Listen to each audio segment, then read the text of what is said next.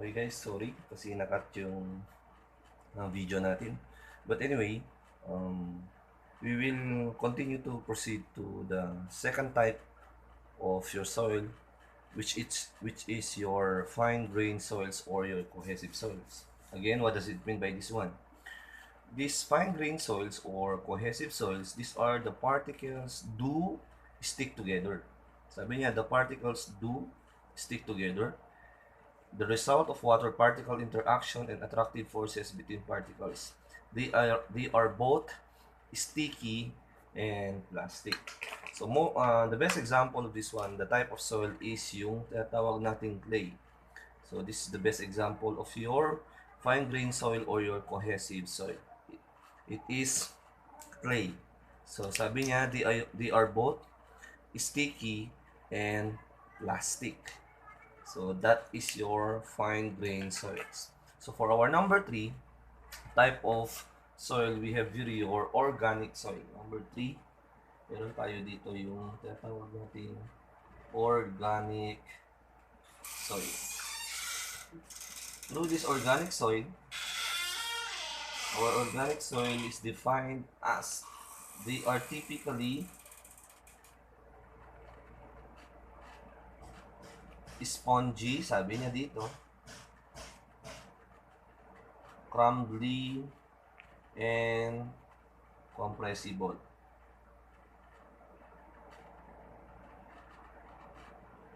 This type of soil, lagi niyang tandaan, this type of soil is undesirable, guys. Undesirable for use in supporting structures. Okay, inulit ko. Organic soil, they are typically spongy, crumbly, and compressible. So this type of soil is undesirable for use in supporting structures. So undesirable. Yan. So hindi pwedeng gagamitin itong organic soil sa mismong pag-support ng structure natin. Rather, itong mga organic soil siguro pwede na lang po itong pagtaniman ng mga goods natin, yung mga halaman, either yung mga gulay-gulay. So, but as with regards to your supporting structures, they are not desirable to support. Again, the 3 types of soil are, review, we have coarse grain soils or your granular soils, or other term for coarse grain soils is cohesionless soil. And we have here also your number 2 type of soil, your fine grain soils or your cohesive soil. And then lastly, we have here your organic soil. So yan po yung tatlong types ng soil natin with their identification. So now let's proceed now to the properties of these 3 types of soil. So meron kasi tayong tatawag dito na engineering properties nung tatlo. Engineering properties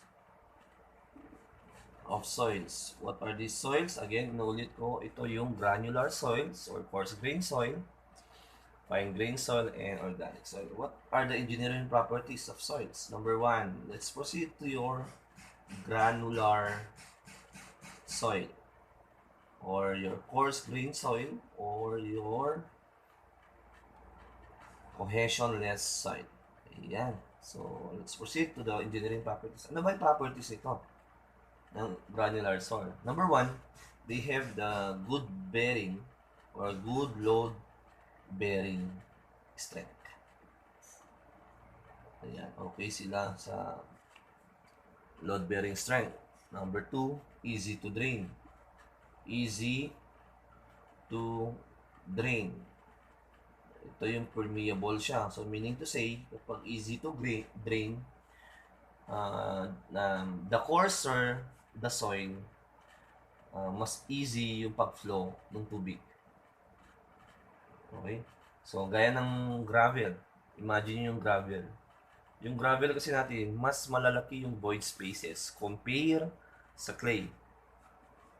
Okay, kapag naglagay tayo ng tubig mismo dun sa composition of your gravel, mabilis mag-drain yung tubig. it will easily flow. So, permeable siya. And then number 3, sasabi na rin dito, it is incompressible. Incompressible when subjected to static loads. Ayan, lahat ito madidiscuss later on sa foundation engineering natin. Mas lalong may explain na mabuti. And then, this granular soil also are not subjected to change in strength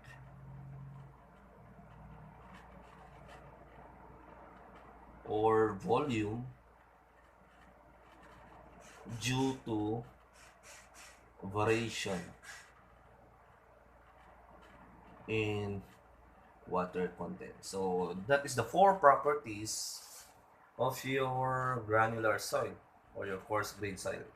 Good load bearing strength.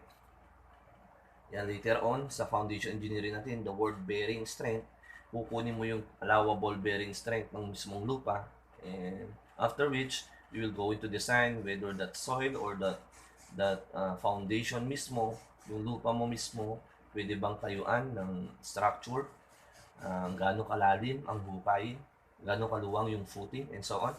Easy to drain, sabi ko nga, permeable. Sa later on sa soil mechanics natin, I will discuss this one through our topic, hydraulic conductivity. Incompressible when subjected to static loads. Dito naman yung compressibility of soil. Malalaman natin ngayon yung magiging movement ng lupa later on when they are subjected to static load. Okay? And then lastly, we have also you're not subjected to change in strength or volume due to variation in water content. Yan. So, that's the engineering properties of your granular soil or your coarse grained soil. Number 2, sabi natin, meron tayong fine grained soil. Yan. What is the engineering properties of fine grained soil? Kung sa granular soil or your coarse grained soil, they are good load bearing strength. Compare mo naman sa fine grained soil, they are poor load bearing strength. Poor naman sila sa load bearing strength. Okay? So, pansinin mo, ang granular soil kasi natin, ito yung mga gravel, sand, silt. Ang fine grained soil mo naman, ito yung clay. So, meaning to say, yung clay mismo, they are poor load bearing strength. Mapapansin mo nga rin naman, kapag solong clay yung lupa natin at nabasa ito, tatapakan mo siya, anong mangyayari? Siyempre, magiging sticky siya, right? Magiging plastic, hindi mo agad matatanggal. So, babaon mismo yung paa mo dun sa mismong clay kung wala siyang support or wala siyang binder na gravel, sand, and silt. So, that is why your fine grained soil, they are also poor load bearing strength. And then, number 2, if in your granular soil they are permeable, ito naman sa clay natin, sila ay impermeable. Impermeable. So, meaning to say, ang definition kasi ng permeable natin, the water will easily pass through. Okay?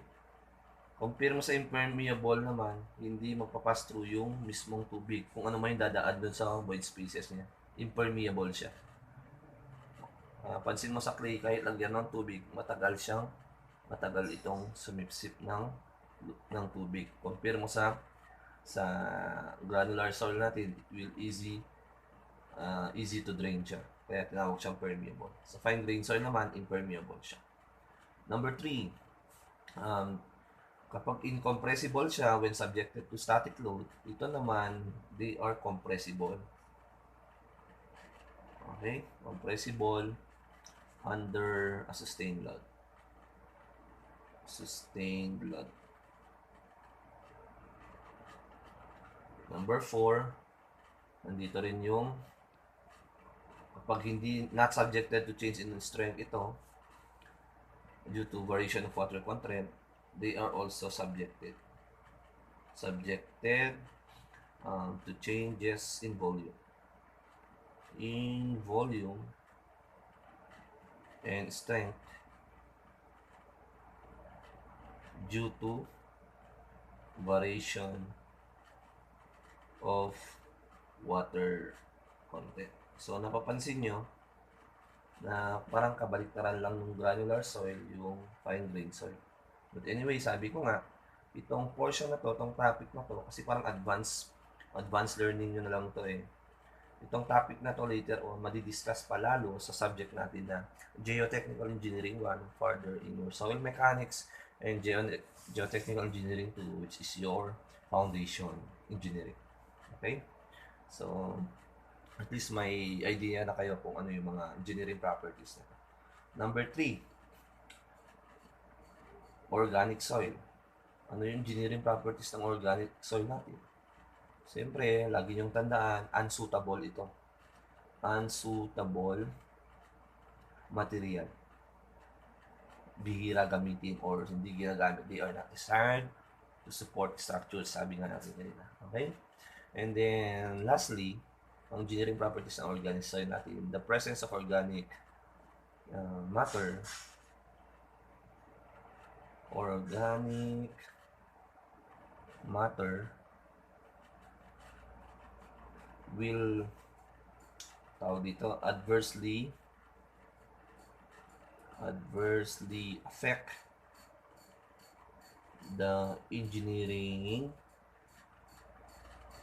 properties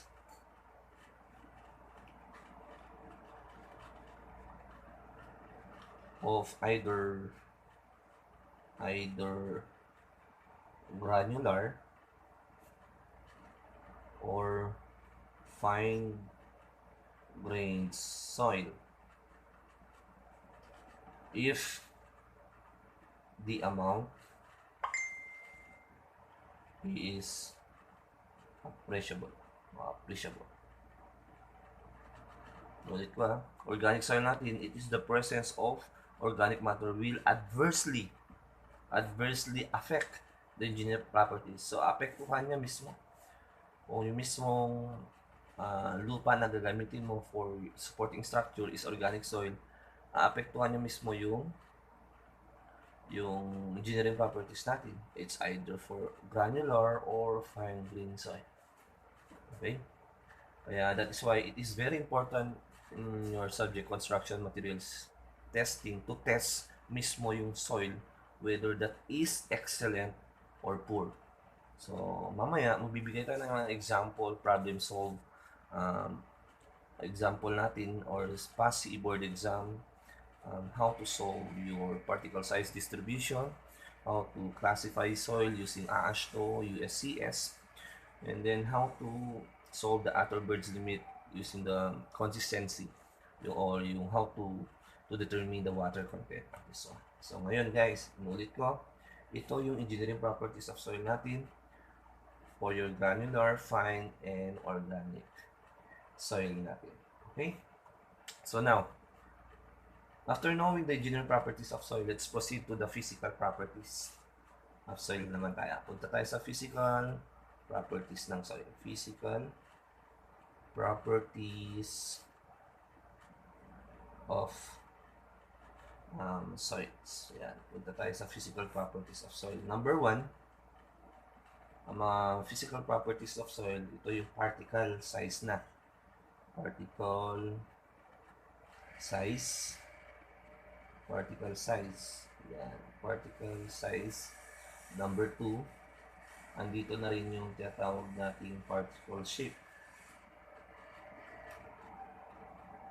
Number 3, meron tayo yung tinatawag na gradation. Number 4, meron tayo yung compactness ng mismong soil natin. And then number 5, specific gravity. Number 6, yung soil moisture natin. And then number 7, di nakawala itong organic soil natin. Yan. So, napansin nyo, sa physical properties natin, meron tayong 7. na dapat malaman. Number 1, we have your particle size. Explain ko mamaya. Number 2, we have your particle shape. Number 3, gradation, compactness, specific gravity, soil moisture, and organic soil. Now, let's proceed to your number 1, yung tinatawag natin particle shape. Ano nga ba itong particle shape? So, later on, I will give you problems here, related CE board exam problems sa particle size distribution in classifying using AASHTO and USCS. But anyway, I will going to explain first the particle size. So, yung particle size natin, ito yung the size of the particle grains in the soil mass that determines how the soils are divided into groups. So, napansin nyo, i-divide natin itong particle size natin. Paano ma-divide itong particle size into group? Okay? How? Gagamitan natin ito ngayon ng tinatawag nating sieve. So, we need to analyze the soil particles using your sieve analysis. Okay? Ano yung sieve analysis? So, I will going to show you the example of your sieve analysis. Ito yung tinatawag natin kasing sieve analysis. Okay, yan yung magiging sieve analysis natin. So, sabi ko nga, kung wala tong pandemic, maganda sana magkaroon tayo ng lab activity para at least naman ma-experience nyo how to test soil particles. So, ito yung gagamitin natin yung sieve later on. And take note, ang arrangement ng sieve natin ay dapat magmula dun sa malalaking diameter nung mismong soil particle mo hanggang sa baba, paliit ng paliit. That is why dun sa PDF nyo, may binigay ako nun sa PDF nyo na sieve number niya and diameter opening. I think nag-start yun sa 3 inch sa gravel. So, ito, hanggang sa sieve number 200. And sa baba ng sieve number 200, meron tayong pan. Okay? So, guys, mamaya i-explain ko kung saan dito yung diameter or opening ng sieve number natin. Okay? So, gaya dyan, ito yung sieve number 20 kasi natin. Sieve number 20, makikita mo. So, ang diameter opening ng sieve number 20, she will try to review what I've sent it to you before sa Schoology nyo. Ang sieve number 30 niya, ang diameter opening natin dito is 0.850 or minute say ito is 850 micrometer. So, napansin nyo, napansin nyo dun sa sinend ko, meron akong sinend na sieve number na nakalagay. Example, sieve number 20, sieve number 20. Tapos, meron tayo dito sa second column, meron akong nilagay na diameter or ito yung tatawag nating opening. That is in terms of millimeters or mm. So, sieve number 20. Try to review yung nasa PDF nyo, Schoology account nyo, na yung sieve number 20, ang diameter opening niya is 0.850. So, through this sieve, ang sieve number 20 mo, makikita mo yung diameter opening niya 850. So, inuulit ko guys, ang sieve number 20 dito ay tawag sa US standard. Kaya US standard ang tawag sa sieve number 4, sieve number 8, sieve number 10. Kapag standard measurement naman siya, dito mo makikita. So, sa metric naman siya, dito mo makikita kung saan. So, yung 0.850, dito mo makikita yung conversion ng sieve number 20, which is 850 micrometer. Another example, sabi ko nga, meron din tayong another sieve dito. So, ito yung sieve, another sieve, guys. Ito yung sieve mo. Ito yung sieve 1/2 inch. So, kapag i-convert mo to, magiging 12.5 mm. So, pansinin nyo, dito yung diameter opening natin na 25. In terms of 0.85. So, kapag 1/2 inch naman, 12.5 mm siya. So, again, ang arrangement dapat dito, ang mauuna, yung mas malaki yung diameter. Kasi once na naglagay tayo ng sample natin dito mismo, and we'll going to um, um, analyze it through laboratory, magkakaroon tayo ng sieve shaker, isa-shake nito, ang mangyayari dyan, magdi-distribute yung particle natin. Kaya may kanya-kanya silang size. So, hindi pwede na mismo yung sieve mo, mauuna yung mas maliit yung diameter compare dun sa malaki. Bakit? Anong magiging effect kapag mauuna yung maliit? Siyempre, paglagay mo dyan, sa tingin mo ba may bababa pa ba yung malalaking particle ng soil natin? Hindi. That is why dapat lagi mauna yung greater diameter bago yung less ang diameter. Okay? So, review ulit natin ang sieve. Ito naman yung sieve number 40 natin. Sieve number 40. Ang sieve number 40 kasi natin, or sieve number 40, kapag susulat ko dito number 40, and if you try to review again, yung nasa PDF nyo, na sinend ko, ang sieve number 40 mo is 0.425. O kaya, napansin nyo dito, andito mo makikita yung diameter or opening nung mismong sieve mo, 0.425. Marami nagtatanong, Sir, di ba ang diameter is circle? Dapat circle, no? Sa soil mechanics kasi natin, using the sieve analysis, ang diameter na kinoconsider kapag 1/2 inch, ito na mismo. Ito na yun, 1/2 inch. Yan na yung diameter niya. Naintindihan? So, that is for your sieve analysis. So, later on, magbibigay ako ng example dito for your sieve analysis. Meron rin tayong chart later on dyan na kailangan bago ka makapag-analyze using AASHTO and USCS, dapat mo munang malaman yung or matutunan kung paano mag-graph dun sa particle size distribution using this curve. Okay? So, I will give you a soft copy of this one. So, ito yung ang tawag dito sa graph na to is particle size distribution curve. Or this one is used only in testing sieve analysis. So, pansinin nyo, along our x-axis or your abscissa, it is your particle diameter. So, particle diameter natin. So, kapag isulat ko dito, wait lang, dito.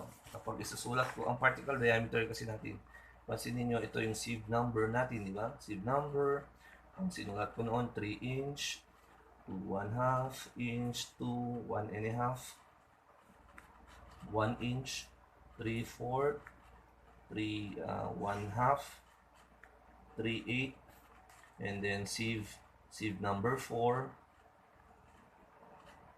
number 8, number 10, number 20, number 40, number 60, number 80, number 100, number 200, and then this is your pan. And then dun sa second column natin, meron tayong opening dun or yung diameter mo. Ito yung converted as in terms of millimeter or mm. Sa sieve number 4 mo, meron ka dito 4.75. So, mostly sa ibang conversion, 4.76. Okay lang yun. And then, sa sieve number 8 mo, meron ka dito 2.38 mm. Sieve number 10, meron ka dito 2.0. Sa sieve number 20, you have your 0.850.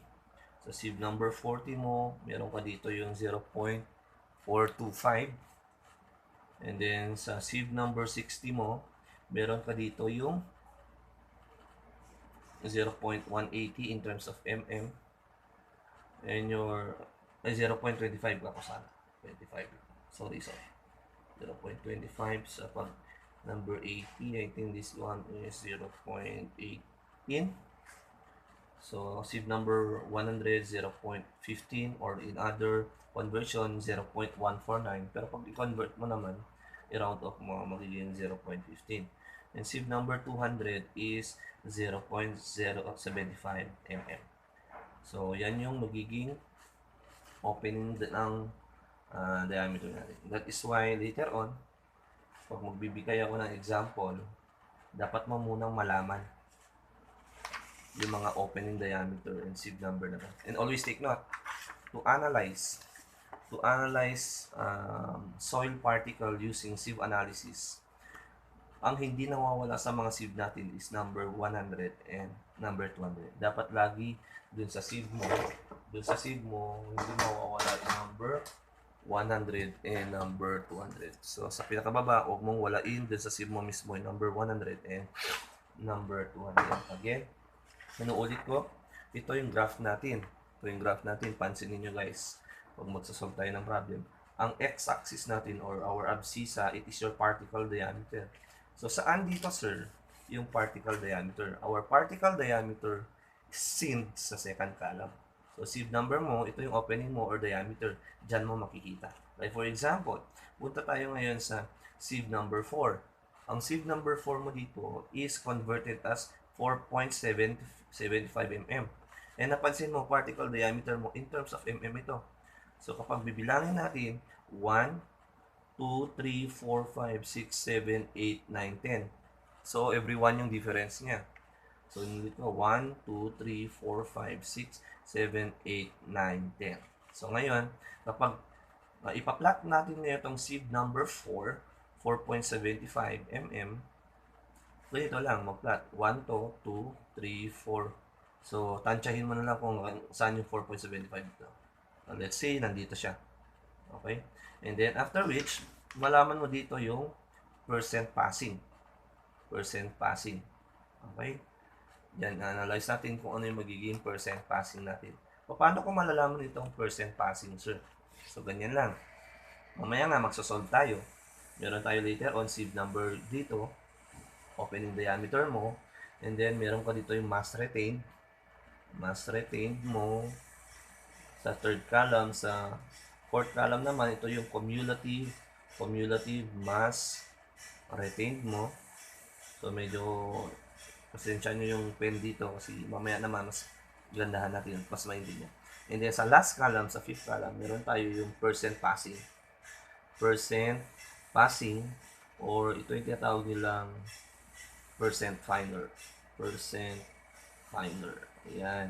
So, per column later on, dito mo malalaman yung percent passing ng sieve number 4. Malalaman mo later on dyan. So, ang ipa-plot natin, ang x-axis natin, ito yung magiging x-axis natin, x-axis mo, and yung y-axis would be your percent passing, or it's your y-axis or your ordinate. Ayan. So, masasolve natin mamaya. Ituro ko sa inyo mamaya yung how to solve this problem. Okay? Magbibigay ako ng example. Okay? Naintindihan? So, that is for your particle size or your sieve analysis. So, may tanong ako. So, sa sieve analysis nyo, dun sa sinend ko kasing link, sieve analysis and hydrometer analysis, di ba? So, ngayon, sa per sieve kasi, dun sa sieve mo, kunwari ito yung sieve natin yan. Ito yung sieve mo, sieve number 4, sieve number 8, number 10, number 20, number 40, sieve number 60, sieve number 80, sieve number 100, and then sieve number 200, and then sieve number, this is now is your pan. Okay, ito na guys, I will give you learning dito. So, mapansin nyo, ito yung sieve natin. Sieve number 4 hanggang pan. Sieve, pan ito. Yung pan, dun yung mismong wala ng butas. So, sa sieve number 4, number 8, 10, 20, 40, 60, 80, 100, and 200, ito yung i-analyze natin using sieve analysis. So, ito is using sieve analysis. Okay? Sieve analysis ang itetest na niya. So the problem here is, sir, paano din yung mismong lupa doon sa may pan? Ayan. That's a very, very good question. Paano, sir, yung mismong lupa doon sa pan? So, ang testing na dito, yung mismong lupa mo doon sa pan, napaka-fine na kasi ito eh. Sobra ng fine siya, finer na siya. So, ang test na dito, hindi na sieve analysis. Rather, yung lupang gagamitin mismo dito sa pan, ang testing na niya is hydrometer analysis. Okay? Analysis. Naintindihan? So, mapansin nyo, ang sieve analysis natin, 200 and up. Samantala, yung mismong lupa mo dun sa pan, ang gamit naman dyan is hydrometer analysis. So, ngayon, sa soil particle size classification natin, kung napansin nyo, dun sa PDF nyo, nag-send up ko ng 4 na organization. Meron tayong 4 na organization. Kung binasa nyo siya, meron tayong 4 na organization. Meron tayong MIT, USDA, and then AASHTO, USCS, o yung ASTM natin. Okay. Ang MIT, dito natin maka-classify yung soil particle size natin. Soil particle size. Soil particle size classification. Ayan. So, ang MIT natin, USDA, AASHTO, USCS, 4 sila. Naulit ko, MIT stands for Massachusetts Institute of Technology. USDA stands for US Department of Agriculture. AASHTO, American Association of State Highway and Transportation Officials. And then lastly, your ASTM or your USCS, Unified Soil Classification System, or American Society of Testing Materials. So itong 4, yung mga organization. But kalimitan, ang ginagamit sa pag-classify ng soil particle size is using AASHTO and USCS. Okay? So now, sir, paano ko ma-determine ngayon yung type ng soil ko, whether through that sieve, malalaman ko ba kung hanggang saan yung limitation ng sand? Malalaman ko ba kung hanggang saan limitation ng clay and so on? Malalaman ko ba kung saan yung limitation ng gravel? Mamaya i-explain ko din dito through this drawing sieve analysis. So ngayon, pause ko muna and then continue natin yung video.